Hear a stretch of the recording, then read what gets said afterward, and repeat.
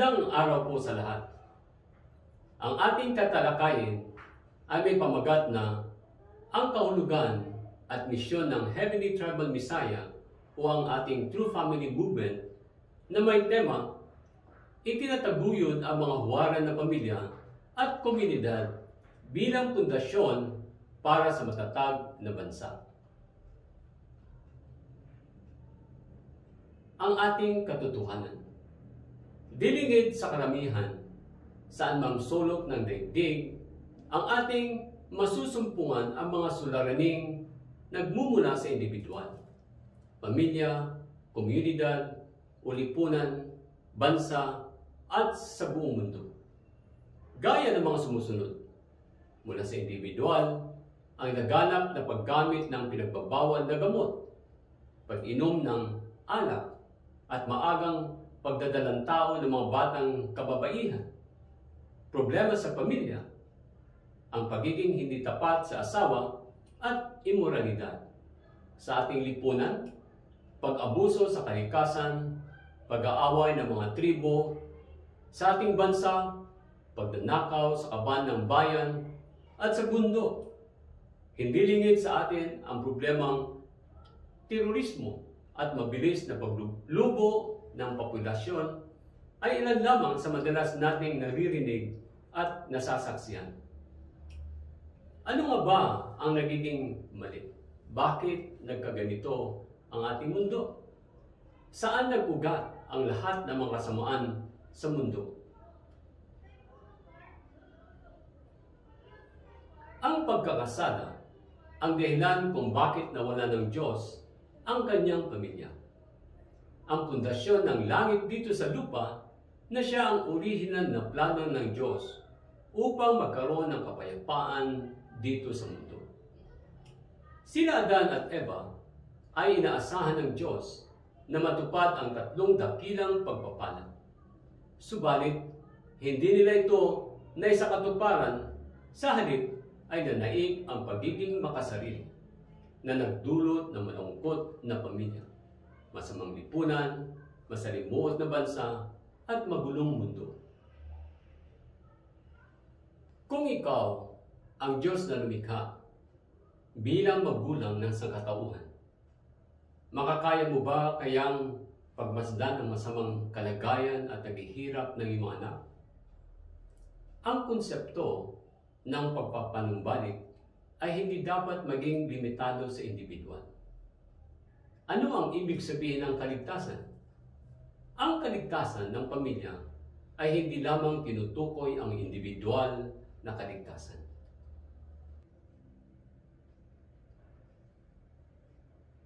Sabi ni Father Moon, dapat tayong manirahan sa langit bilang isang pamilya. Ang kaligtasan ay hindi para sa isang individual na pumunta sa langit habang ang kanyang asawa ay papunta sa impyerno. Pareho silang kailangang pumunta sa kaharian ng langit. Hindi para sa atin na masiyahan sa langit habang ang ating ama at ina ay nagdadalamhati sa impyerno. Dapat tayong manirahan sa kaharian ng langit kasama ang ating mga anak na lalaki at babae at mga magulang. Ito ang hinggil mula sa salita ni Father Moon. Dapat nating isipin ang kapakanan ng nakakarami upang matamon natin ang kaligtasan ng buong pamilya. Ang pamilya ang pangunahing struktura ng kaharian ng langit. Ang isang mayabong na punong kahoy ay nagsisimula sa isang binhi.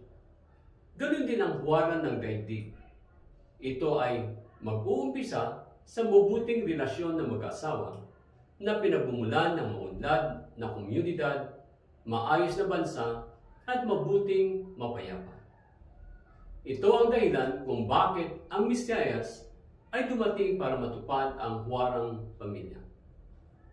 2,000 taon ang nakakalipas nang dumating ang Mesiyas na si Jesus para akayin ang lahat para sa tamang pamumuhay na kalugod-lugod sa ating makalangit na magulang.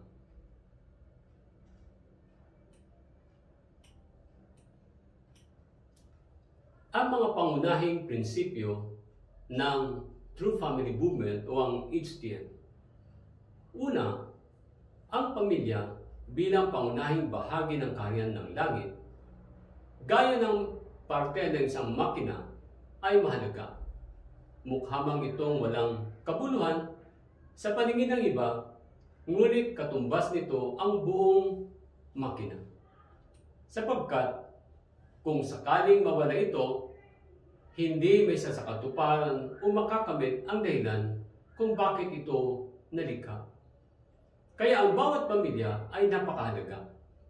Lahat ay may natatanging paraan para magbahagi ng galak sa Diyos at sa kanilang kapwa. Pangalawa, ang pamilya bilang batayan ng tribo. Ang mga batas, kultura, at maging kaunlaran ng isang tribo ay nagmumula sa mga pamilyang kasapi nito. Kaya ang bawat pamilyang bumubuo ng kanilang tribo ay sandigan o pundasyon nito.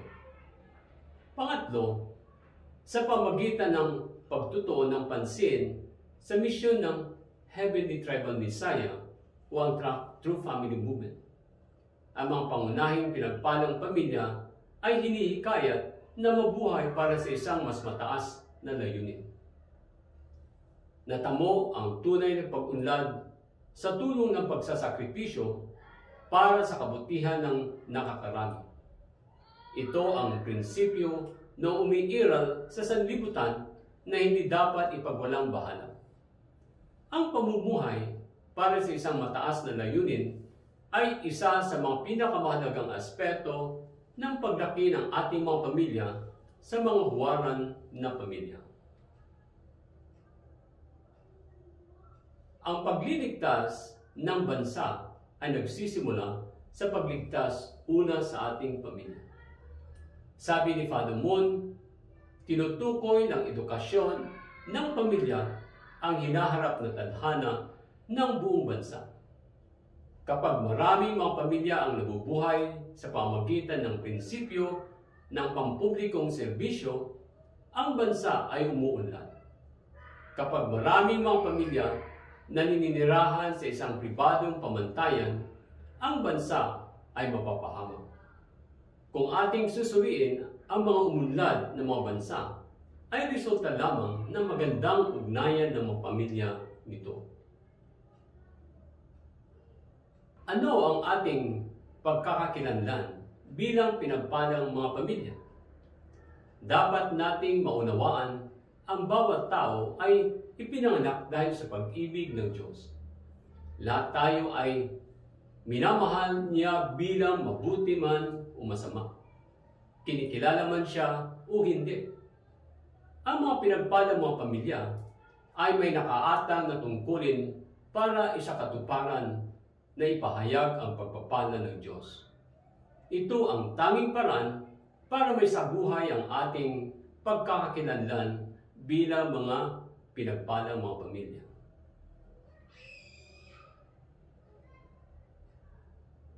Ang pagpapala ay ang pagpaparami. Meron po tayong kasabihan, higit na mapalad ang mga nagbibigay kaysa sa mga tumatanggap. Tayo ay hinihimok na huwag magsawang magbigay sapagkat ito ang tunay na kabuluhan ng buhay ng tao. Walang sino man ang makakatanggap kapag walang magbibigay. Kung walang pagpaparami, mawawala sa atin ang pagpapala. Mawawala sa atin ang ating pagkakakilanlan bilang mga pinagpalang mga mag-asawa.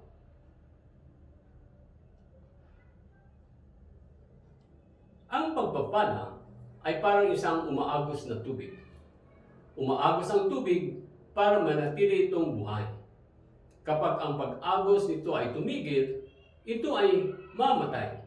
Mawawala ang halaga nito. Ano ang mainam na paraan para mapanatili ang pagpapala? Kailangan nating magpadami ng pagpapala. Ano ang mahusay na paraan para maprotektahan ang mga pinagpalang mga anak? Hayaan nating magparami sila ng pagpapala. Hindi sapat na malaman lamang nila ang kanilang pagkakakilanlan kung sino sila. Ang mahalaga ay magampanan nila kung ano ang inaasahan ng Diyos sa kanila. Sabi ni Madamon, kahit na kung ikaw ay tulad ng malinaw na tubig, ano ang mangyayari kung ang tubig ay nanatiling walang pagkilos? Ang kalidad nito ay makakapinsala. Sa makatuwid, dapat itong gumalaw. Dapat ito'y dumaloy patungo sa karagatan. Ang buhay ng mga nilalang na namamatay ay magbabalik saan man aagos ang totoong tubig ng buhay. Iyon ang dahilan kung bakit kinakailangan para sa mga tribal messiah o ang mga blessed couples na kumilos para sa kanilang mga responsibilidad. Ang buhay ay makapagbibigay lamang ng buhay. Kung nais nating maging isang buhay na pinagpalang mag-asawa, ano po ang dapat po nating gawin? Kailangan nating magpakarami. Ano ang layunin ng buhay?